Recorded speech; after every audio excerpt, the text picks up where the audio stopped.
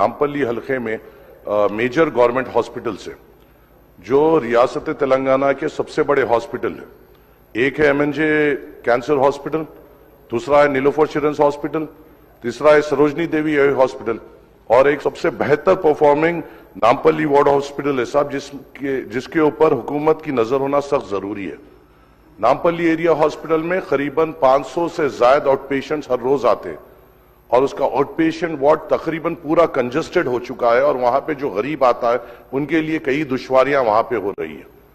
और खास तौर से वहां पे जो डॉक्टर्स के पोस्ट है, चाहे वो नामपल्ली एरिया हॉस्पिटल रही है या नीलोफर रही है या सरोजनी और एमएनजे, कई डॉक्टर्स के पोस्ट वेकेंट है और जो प्रेजेंट डॉक्टर्स हैं उनके ऊपर बहुत ज्यादा प्रेशर बढ़ गया है इतने ज्यादा नंबर्स को कैटर करने के लिए।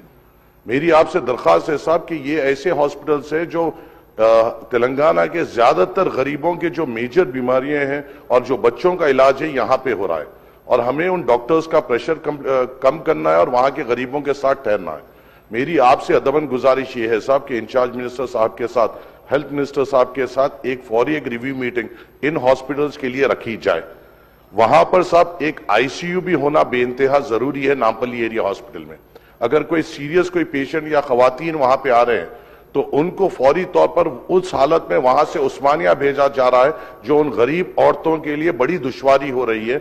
और आप और हम यहां पे इसलिए है कि इनको सहूलत दे सके, उनकी सहूलत। इस बच्चों का हॉस्पिटल है।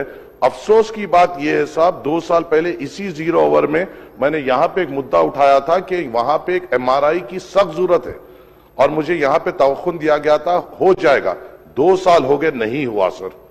बच्चों को, छोटे बच्चों को एमएनजे कैंसर हॉस्पिटल में जाकर एमआरआई कराना पड़ रहा है। हमें इमीडिएट तौर पे नीलोफर चिल्ड्रंस हॉस्पिटल में एमआरआई लाना पड़ेगा।